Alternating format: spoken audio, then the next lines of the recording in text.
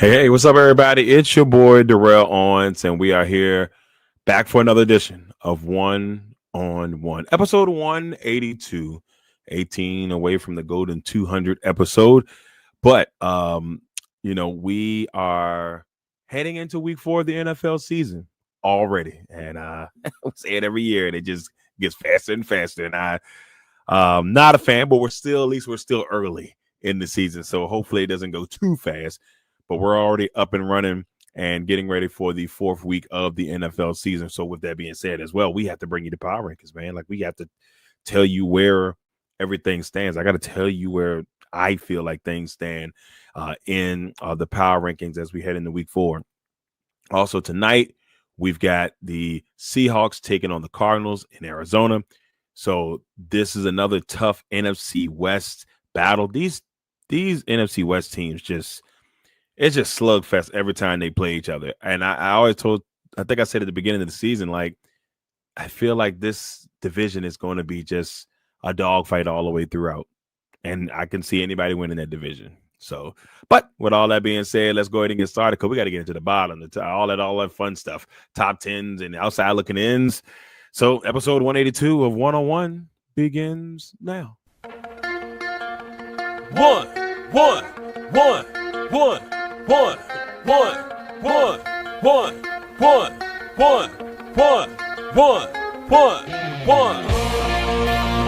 Welcome to the 101. When it comes to ratings, man, we number one. I get the truth, then I give them the scoop. If anybody got a question, I give them the proof. Welcome to the 101. When it comes to ratings, man, we number one. I get the truth, then I give them the scoop. If anybody got a question, I give them the proof. Welcome to 101, a Legacy Maker Sports Network.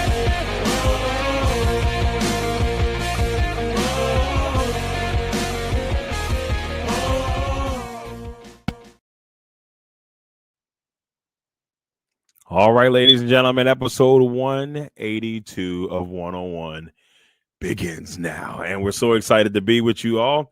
It is week 4 of the NFL season. We've got the Thursday night game upon us as the Seahawks and the Cardinals will face off. Battle of 2-1 teams, kind of figuring out, trying to, jock for position in that NFC West right now, which is a very highly contested NFC West based off of records. You got the 49ers, who are currently 3-0, and then everybody else in the division is 2-1. So that's what makes this so interesting. The 49ers beat the Seahawks. The 49ers beat the Cardinals. And so, who's going to win the battle of the teams that lost to the 49ers? I guess we find it all out tonight. But we got a lot to get into: the bottom, the outside looking in, the finale, the top 10, all that good stuff. Who's where on our MVP ranking? Are things still the same? Who won the Kings of the Gridiron for week number 3? So with that being said, let's go ahead and find out who is at the bottom for week number 4.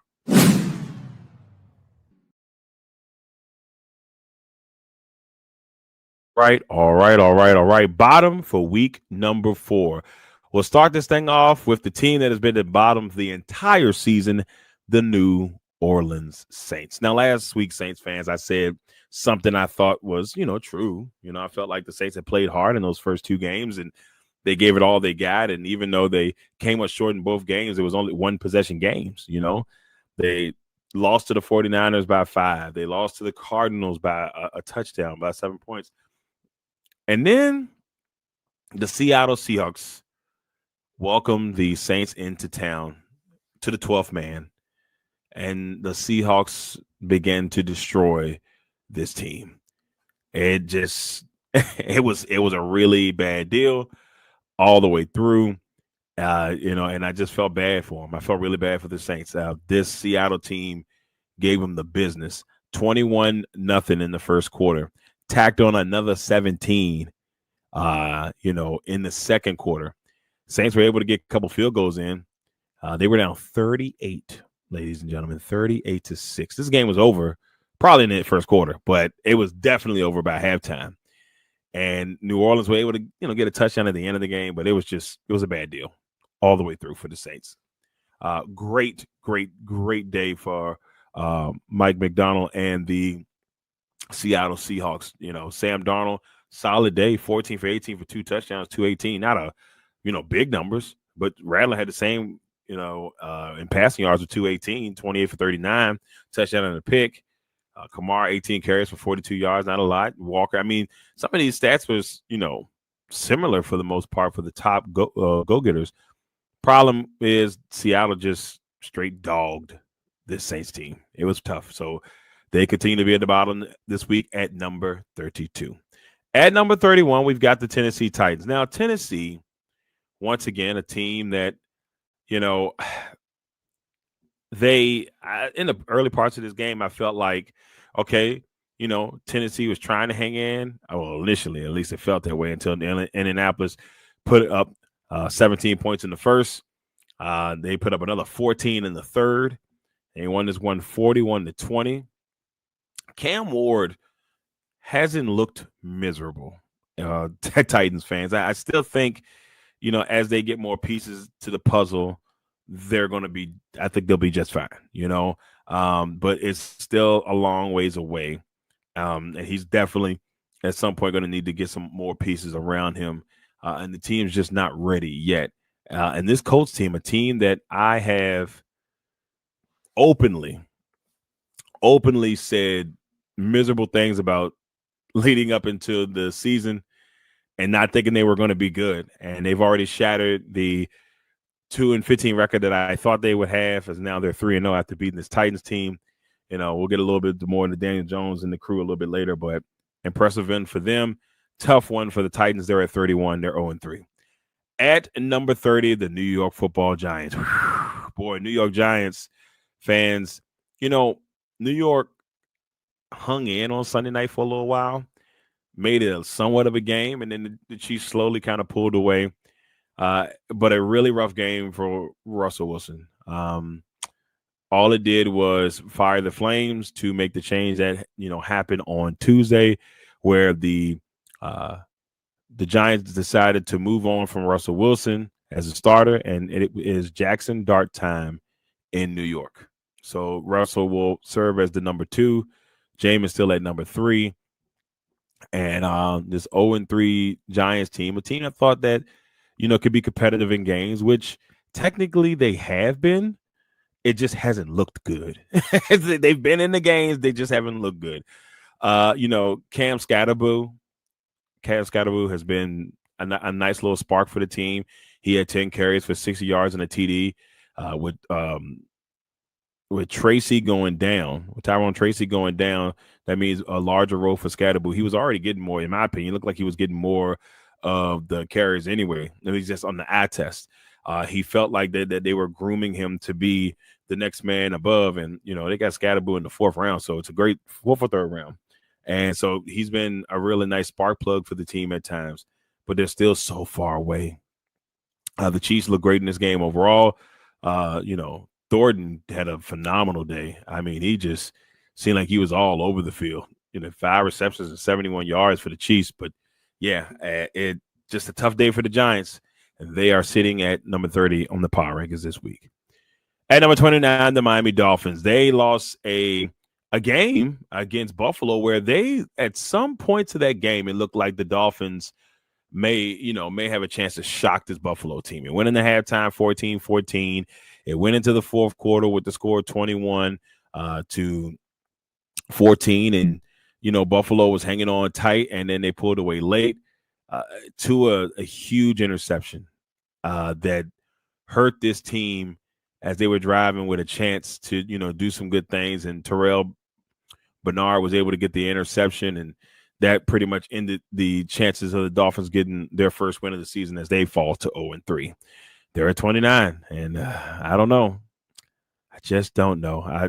The Dolphins, the situation it gets a little better this week. They face another 0-3 team in the Jets, the number 28 team on the power ranking. A Jets team that fought their butts off, ladies and gentlemen, fought their tails off against Tampa Bay, just to come up short by 29-27. It was a great game. That last couple of minutes of this contest was absolutely phenomenal. You get the big block field goal that the Jets were able to scoop up, take it all the way back, take the lead 27-26. But then Baker Mayfield and the boys just, they do what they got to do. And they were able to move themselves to 3-0, but dropping the Jets 0-3 in the process. Now, I want to say this about the Jets. I think I've said it a couple times, but man, there is something about this Jets team. Yes, they're 0-3, but they have been competitive. They have fought hard. The Bills game, yeah, but those other two games, they were in the mix, and you can see the team they could be. You can see the team that Aaron Glenn could have in store for this team to be. Shout out to Tyrod Taylor for coming in and playing, solid and giving this, Jets team a chance to go in there and get a win, 26 for 36, 2 touchdowns and a pick. But, Tyrod Taylor has been one of the most serviceable quarterbacks in the league as starter and as a backup. And I still hate. I had a conversation with one of my colleagues in the Commanders press room the other day, and we talked about Tyrod and just how, the misfortunes have really kind of not given him the opportunities to truly be a starter in this league after the whole thing before Justin Herbert came in the league and he got punctured in the lung, and he's been a backup ever since. He's started a couple times, but he's been a backup ever since. But Tyrod Taylor, just wanted to give you a shout out. And this New York Jets team, they're going to start sneaking some games here soon. Just watch out. But they're at 28 for now. At 27, surprising 0-3 team. Probably the most surprising 0-3 team left is the Houston Texans. The Texans have had a bad go of it. They've had some tough games. First game against the Rams, they lose 14-9. They lose a tough 20-19 game to the Bucks, and then they lose to the Jaguars, and a division opponent, 17-10. They're losing close games, and they're not getting blown out. They're in every game. They're battling. They're competing. It's just not happening, and I feel really bad for them. And because that's a good football team that had a really tough schedule in the beginning, and the question is, can they get out of it? They've got Tennessee this week, so this is a chance for them to finally get that win. But Tennessee's also 0-3, so we've got a battle of 0-3 teams. Here at the bottom, with the Dolphins taking on the Jets and then the Titans taking on the Texans. So somebody, as long as there's no ties, two of these 0-3 teams should be, moving up, hopefully, in the power rankings next week. But more importantly, getting that first win of the season. So Texans at 27, and I still have faith in C.J. Stroud and the crew, but that offensive line is a little bit tough. We said that before. Something has to give for the Texans. At 26, the Vegas Raiders. Got to see this in person, boy. Let me tell you something.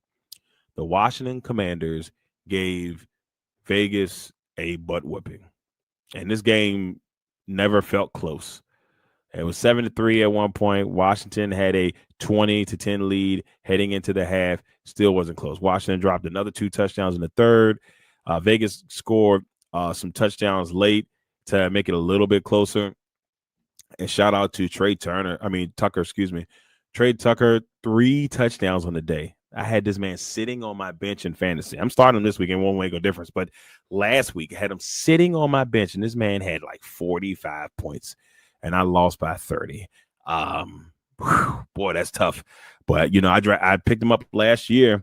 He's been a dime. So your fantasy owners out there, if you can get you a Trey Tucker, I feel like he is Gino's favorite target, so far. And he's he may be their number one receiver at the moment. Nothing against Brock Bowers. Bowers is still amazing. But on the receiver front, at least, Tucker feels like he's that guy. Myers didn't seem to get featured that much in that game.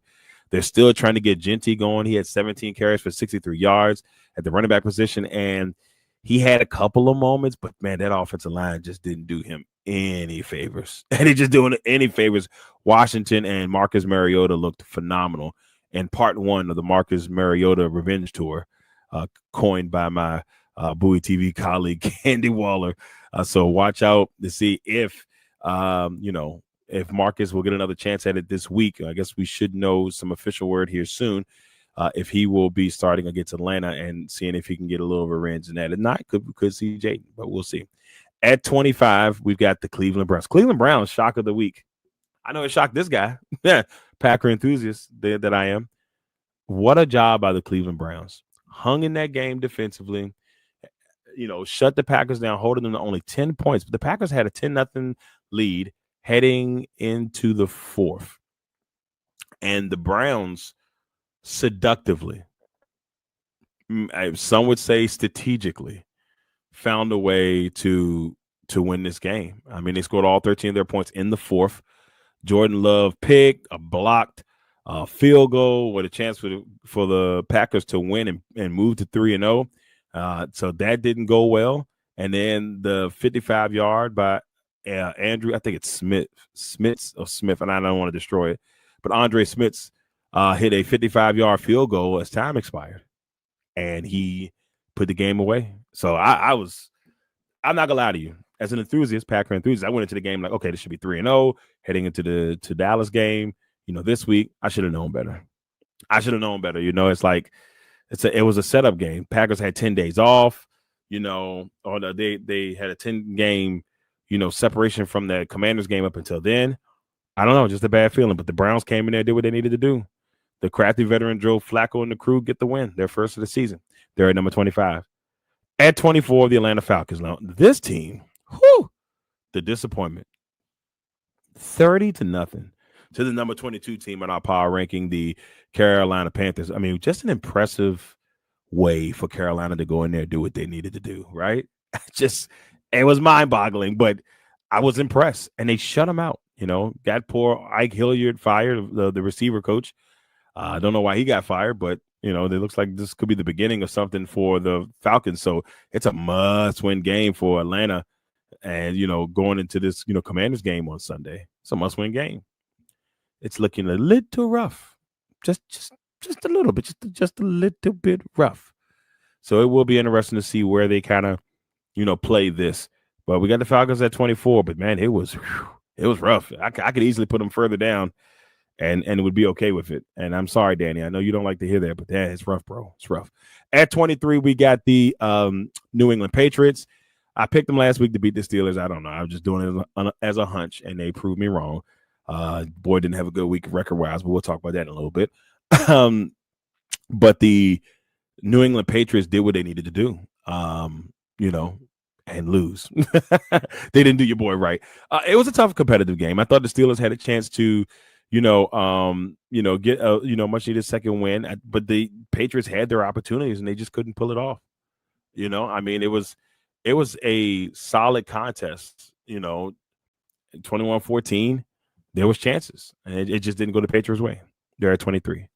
At 22, we talked about the Carolina Panthers and their 30-0 victory over the Falcons. That one had to taste sweet. If you're a Carolina fan, that one had to taste sweet. Shout out to Bryce Young. Shout out to the Panthers as a whole, man. I'm glad they were able to get the win and, showed that they're a tough young team that, Coach Canales has got things going for them. They're at 22. At 21, the Dallas Cowboys. They lost to Chicago 31-14. I probably should have had them lower, but I still think when you got Dak Prescott, a guy who's, been solid in this league. Yes, he has his moments, but he's been solid in this league. It was hard for me to not still put them, where they are on this one for the bottom, being the top team in the bottom. But they got a tough one this week. Micah come back to Dallas happens this week. A Sunday night primetime game. It's a setup game for one of these teams. Either Dallas is going to go 1-3 or the Packers are going to go 2-2. And then there's some controversy going on. This is a very big week for both of these teams. And it's still early in the season, but it's a huge one. The publicity is going to be all over these two teams all week long. So there it is, the bottom. We got the Saints, the Titans, the Giants, the Dolphins, the Jets, the Texans, the Raiders, Browns, Falcons, Patriots, and the Carolina Panthers and the Dallas Cowboys. Boy, oh boy, man, the bottom. I know I went a little bit long-winded on that, but it was just so much going on in the bottom this week that I just kind of had to get a little bit of that out. But we're going to go ahead and get into it now. Let's go ahead and see who's on the outside looking in, who's knocking on the door of the top 10.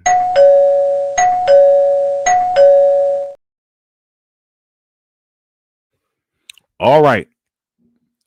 The outside looking in. Speaking of a team that beat the Dallas Cowboys, the Chicago Bears.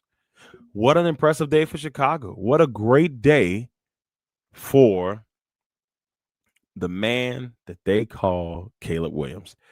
I don't want to say it was a coming out party, but it was definitely a nice game for Caleb. Caleb, 19 for 28, 4 touchdowns, 298 yards passing. You know, Luther Burden had a touchdown. He had 3 receptions for 101 yards, a rookie doing his thing. It was just, Trayvon Edmonds had 15 sacks. 15 tackles. He had a really good day. They played well. Dallas struggled. Dak threw 2 picks in this one. Shout out to Javonte Williams on his day. He had 10 carries for 76 yards. He's continuing to do some really good things. So, yes, no touchdowns this week, but he's played really well so far. Jake Ferguson had 13 receptions for 82 yards, and they went to him a lot, especially after we saw CeeDee Lamb go down, who could be out for a little while. With all that being said, shout out to the Chicago Bears. They did their thing. They're at number 20. They're in the outside looking in. They get win number 1 on the season. At number 19, stayed at number 19 from last week, the Denver Broncos. Denver, tough game against the Chargers, losing 23-20. They had their opportunities, but in the end, the Chargers were able to sneak through on a very tough division opponent.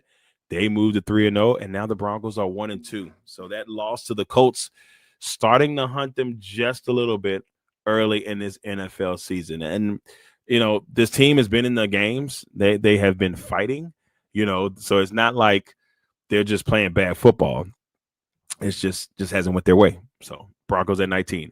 At 18, getting their first win of the season, the Kansas City Chiefs, beating the Giants 22-9. Wasn't super duper impressed. We talked about Thornton in his game. He had a really good game for them. I still think the Kareem Hunt should be the starter, but that's just me. Probably because I got him on fantasy team. But Pacheco and them, they combined for some decent yards on the day. I think, if I'm not mistaken, they combined for about like 80, 90 yards between the two of them. And, they get the win. And they needed it, because if they had lost this game heading into the game next week against, or this week, I should say, against the Ravens, there's going to be a problem, man. Like, the Ravens lost a very tough one. So, Ravens are going to be looking to bounce back. The Chiefs are looking to try to gain momentum. So it's going to be a very interesting game between the Chiefs and the Ravens on Sunday. And so we got the Ravens at 17, who lost on Monday night to the Lions. It was actually a really competitive back and forth game. The Lions kind of pulled away a little bit later. David Montgomery, man, let me tell you something. David Montgomery is their battering ram, man. I mean, it gives, is the lightning. They call themselves Sonic and Knuckles. But what I saw from Montgomery was just a masterpiece, man. 151 yards rushing, 12 carries on the day, and he had 2 touchdowns. Montgomery was cooking. You hear me? Amon-Ra St. Brown had 7 receptions and a touchdown on the day. He looked good. And then you go and look at the Ravens side of things. Lamar Jackson did not have a bad day. 21 for 27, 3 touchdowns, 288 yards. The person that struggled the most in this game, or seems to be in a little bit of a funk, is Derrick Henry. He did have 50 yards rushing. Problem is, another big fumble at a crucial time. That's 3 fumbles in 3 weeks. And that's just unheard of from the future Hall of Famer. It's just unheard of. So, I remember in the episode, in the second week episode here on 101, talking about Henry, and that's not his normal thing, but this has become a alarming trend that I'm pretty sure he doesn't want to continue. So it'll be a very interesting game this week, but it's huge. One of those teams could potentially be 1-3, unless they tie. Could be 1-3 heading into week 5. At number 16, the Cincinnati Bengals. Now, the Cincinnati Bengals are actually 2-1, so I apologize that is wrong on there. But the 2-1 Cincinnati Bengals lost their first game of the season to the Vikings, the number 14 team on the power ranking, and it was a beatdown. Like, Carson Wentz comes in and does his thing. Shout out to Carson Wentz. Like, Carson Wentz is taking a lot of heat in his career. But, Carson Wentz came in there and managed the game beautifully. 14 for 22 touchdowns, 173 yards. The defense was off the chain. Isaiah Rodgers who is probably going to be the defensive player of the week in the AFC or in the NFC this week. So don't be surprised.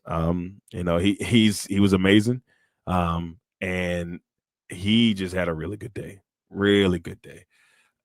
This Vikings team looked good, and in the battle of the backups, the Vikings were able to prevail, and the Bengals they look lost. They're at 16, Vikings at 14. The 15th team on here, the Arizona Cardinals, took on the 49ers in a battle of battles. I mean, these two teams just ugly football games about, these NFC West teams. They just don't play fun football. It's just ugly, just funky football whenever the NFC West teams play each other. So that's what I expect tonight. Just funky. I was going to put it as a high scoring game, but I'll also tell you that a little bit later as well. It's just, I don't know. I don't know. The Cardinals couldn't pull it off against the 49ers. 49ers winning 16-15. Look at that score. Just an ugly football score. But hey, a win is a win. 49ers able to pull it off at the end of the game, winning field goal. At 13, the Jacksonville Jaguars. The Jaguars are 2-1 now. They should be 3-0. They should be 3-0. But nope, couldn't pull that bad boy off against the Bengals last week or the week before last or week 2, whatever way you want to say it. But Jacksonville, tough game against the Texans, two heated division rivals. And, just the big deal late. Brian Thomas Jr. finally getting things going a little bit, came up with a big play to help, give this Jacksonville team the win that they need and, to move on to 2-1 and just makes this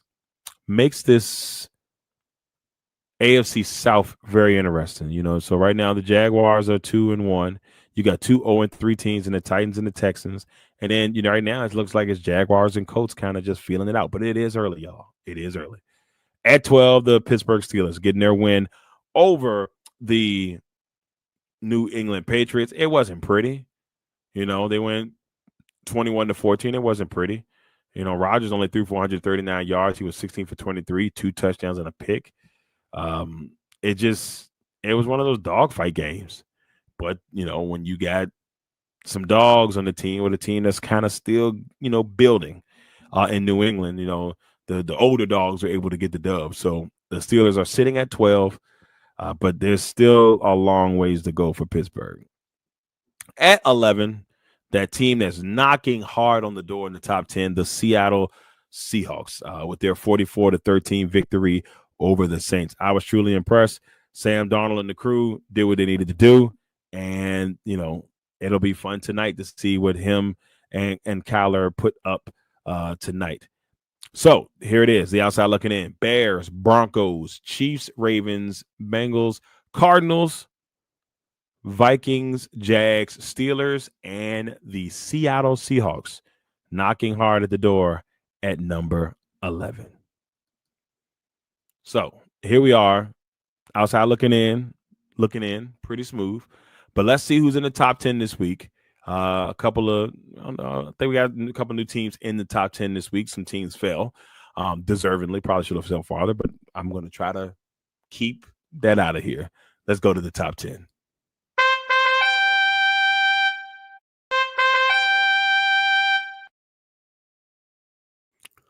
Here we are, top 10 heading into week 4. At number 10, the Washington Commanders. Washington, impressive 41-24 victory over the Raiders. Now, I want to give it a little bit more hype, but the Raiders are a team, in my opinion, that are not going to be that good this year. And they showed it in this game. And it was just a very, very impressive game by Marcus Mariota and the crew. They just, on all facets, just looked phenomenal. All the young guys stepping up. Luke McCaffrey had his first career touchdown.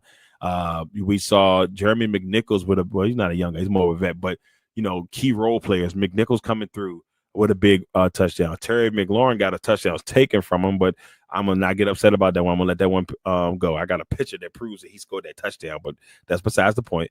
And then Ja'Cory Krosky Merritt, aka Bill, he got into the end zone. It was just a really good day for Washington, and the Washington fans were loud and proud. They were very excited, and they'll take that energy down to Atlanta on Sunday. So ready to make this road trip on Saturday and see how things pan out on Sunday as I head to Atlanta. At number 9, the LA Rams. Now, I'm mad at the LA Rams because I picked LA to beat the Eagles because I feel like the Rams are the team that I picked them to go to the Super Bowl. So I when I want to look good, I want to be right, but man, they made me look bad on Sunday. Man, like had the lead, they were in great shape. At one point it was 19-7 heading into halftime. They scored a touchdown to make it 26-7. Then Philadelphia just stormed back. And the way they win the game is just insane. So the Rams driving down the field, chance to set up a field goal to still find a way to win this game. And then the big man, the 336-pounder, Jordan Davis, gets the block, takes it all the way home to seal the deal with time expiring, and the Eagles move to 3-0. And the Rams are now 2-1. It was a great game. Definitely NFC Championship worthy. Definitely worthy of that playoff matchup like we saw last year between the two teams. And I just feel like this won't be the last time that we see these two teams face each other. So playoffs, we'll see. At number 8, the Detroit Lions are back, ladies and gentlemen. If you thought that the way that you saw them play against Green Bay was, a very good description of what you were going to see from the Lions this year, then you're sadly mistaken. I know this Lions team is good. They just had to get used to those coordinators. Green Bay, luckily, were able to punch them in the mouth, get a win, and hold that in their pocket. They still got to see them again on Thanksgiving, so anything still can go. But it was a nice, very, very nice win for the Lions over the Ravens, a team that, Lamar Jackson doesn't lose to the NFC. It just doesn't happen. And so it's very rare. And so a nice win, a very nice win for the Lions in prime time on Monday Night Football, dropping 38 points after they dropped 52 points last week against the Bears. They're scary. All these people that forgot about the Lions, including myself, I kind of pushed away from them. The Lions are still a very dangerous threat to make the Super Bowl. So do not look past the Lions. Now, for this power ranking purpose, because the Packers beat them, I had the Packers at 7. But the Packers, I was trying to be, logical. They probably should be number 28. That's how mad I was about watching the performance against a Browns team, that a game that they should win on paper. But the games are not played on paper, and the Browns came through and did what they needed to do. The Packers looked lost, a little lackadaisical. The Packers defense played phenomenal up until the fourth quarter. They played extremely well. Had them shut out up until the fourth quarter, where the Browns were able to score those last 13 points. They're at number 7 for now, but in my heart, they're at number 32. At number 6, we got the San Francisco 49ers. Now, 49ers fans, I know you're probably saying, yeah, Darrell, yeah, say something. I ain't got nothing to say. They won the games they needed to win. They did their thing. They're 3-0. I did not have them. I had them going 7-10, I believe. But the 49ers are hanging in there despite all the injuries. So shout out to the 49ers. They're at number 6. At number 5, another shocking team, in my opinion, at least, the Indianapolis Colts. Daniel Jones and the crew, amazing. They're just scoring the football every opportunity they get. The Colts scored 41 points in this game. 41. Daniel Jones, 18 for 25. 228 yards passing and a touchdown. He looks good. That's why I had him in the MVP race last week. Jonathan Taylor, 17 carries, 102 yards, 3 touchdowns. Guess what? He's looking like the Jonathan Taylor of old. Michael Pittman Jr., he's starting to come around. 6 receptions, a touchdown, 73 yards. This Colts team is I want to stay there for real. If they can beat the Rams this week, you won't hear 2 words from me dissing the Colts anymore. And, unless they just started playing extremely bad. But at this point, I like what I see. They're playing really good football. They're at number 5. At number 4, the Tampa Bay Buccaneers. Tampa Bay is the team that I have going to the NFC Championship game. Technically, I have them going against the Rams, but I can see it definitely be the Eagles. But I like what Baker Mayfield and this team. This team just has heart. When it comes down to it, the Buccaneers just have heart. just like their leader, Baker Mayfield. They broke out the creamsicles this week against the Jets. This past week against the Jets, they did their thing. They got the win when they needed it.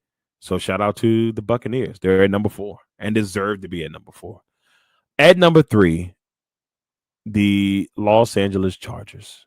Chargers, big AFC West win against the Broncos. They are currently in the lead in the AFC West. And they had to sneak this win, but they got it. And right now they are looking pretty good. They got the Giants this week, and they're going up against the rookie Jackson Dart. So they, on paper, paper is a different thing here. They should be going 4-0, but the games are not played on paper. So we shall see. At number 2, the Buffalo Bills, pressing win over the Dolphins.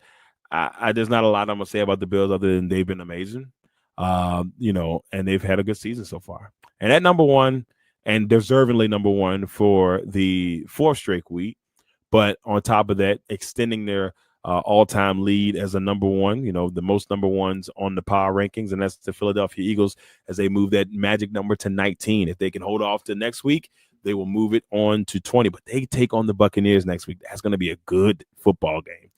Got some really good football games on paper this week. So that'll definitely be one of them. So here it is, the top 10. Commanders, Rams, Lions, Packers, 49ers, Colts, Buccaneers, Chargers, Bills, at number 1 for the 4th straight week, the Philadelphia Eagles. Fly, Eagles, fly, ba, ba, ba, ba, ba, ba. I've heard it a lot. Probably more than any person that is an enthusiast of the team has heard. And, so shout out to them, though. The Eagles look good, even when it's ugly. They found a way. Howie Roseman has built a magical team out there in Philly. Now, let's go ahead and finish this thing up right, ladies and gentlemen, and let's finish it with the finale.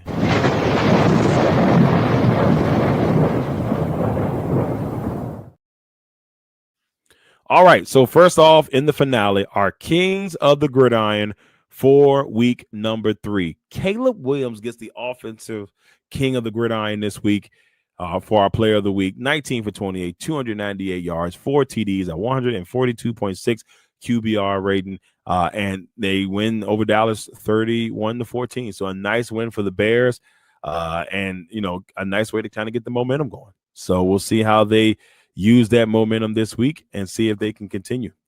And on the other side, another NFC North guy, Isaiah Rodgers, 3 tackles, 2 touchdowns on the day, 2 forced fumbles, and an interception for Isaiah Rodgers.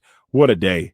So as an enthusiast of a certain team in the division, this one kind of hurts a little bit, but you got to give love to where love is deserved. So Caleb Williams, offensive king of the gridiron, Isaiah Rodgers, defensive king of the gridiron this season.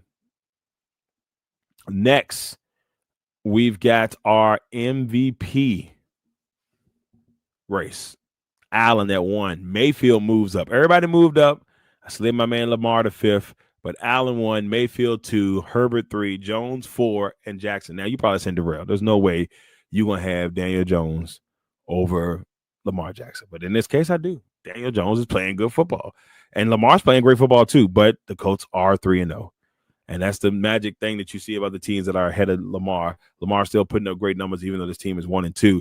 But Allen, Mayfield, Herbert, Jones, they've all got their guys at the top spot, or in 3-0 so far after 3 weeks.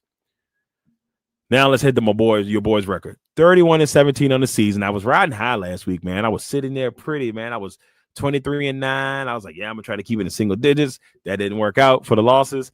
And I go 8-8 this past week. 11-5 the first week, 12-4 in week 2. It just didn't work out for your boy, man. It just 8-8 this past week. It wasn't good. I'm gonna have to find a way to bounce back this week, and that starts tonight with the Thursday night game as the Seahawks take on the Cardinals. I've got the Seahawks winning this one 21-16. Now, if you guys have looked in the past, I've been pretty close on some of these scores. Not every time, but like I think last week game I had it. What was the score I had it last week? I think I had it 34-24, and it ended up being 31-21. That's what happens all the time One year I missed it back-to-back weeks by 1 point, or I flipped the score of the team that lost and the team that won.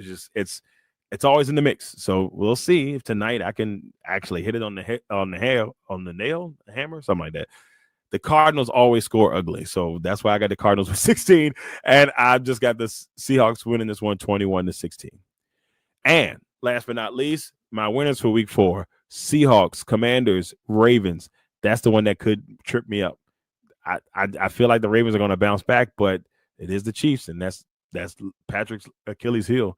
The Steelers, the Chargers, the Texans. I got the Texans getting their first win. The Bills. I got the Bucks beating the Eagles. Eagles fans will be like, Darrell, what is this trend you got going on with picking against us? Look, I just like Tampa Bay, and this is just a tough matchup for the Eagles. It's something about this Tampa Bay team, and that's all I'm saying. Lions, Panthers. I got them beat New England. Jaguars, Rams, Bears, Packers, Jets, and the Broncos. So that's my week 4 selections and who I think will pull this bad boy off. All right, everybody, that's it. Episode 182 of 101 in the books. Of course, airing on the amazing Bowie TV and on always on the Legacy Maker Sports Network. I'd like to thank you all for tuning in for another episode. We'll be back next week, right before I hit the road to go to LA, because the Commanders take on the Chargers next week. So, the season is it's a lot going on, but we're having a lot of fun with it so far. And it's fast and furious so far. I mean, we're already a month into the year. I can't believe we've already, been moving like this. This is our second road game of the year at Bowie TV. So, or second regular season road game. And then next week hit the road to LA. So then the Commanders come back home to face the Bears on Monday Night Football. So busy, but rather be busy than not busy, I guess you can say. With all that being said, everybody, thank you for tuning in for episode 182 of 101 here on the Legacy Maker Sports Network, and of course airing on the amazing Bowie TV. Make sure you guys go watch some college football this weekend if you can. Go to a high school game and support the kids, and of course watch some football on Sunday and on Mondays. You got to enjoy. You got 4 days of football coming up, and if you got JV in there, you probably had JV last night or tonight. So just get it all in and enjoy football up until Monday. Once again, everybody, I'm Darrell Owens, Legacy Maker Sports Network, Bowie TV. Thank you all for tuning in. We'll see you all next time.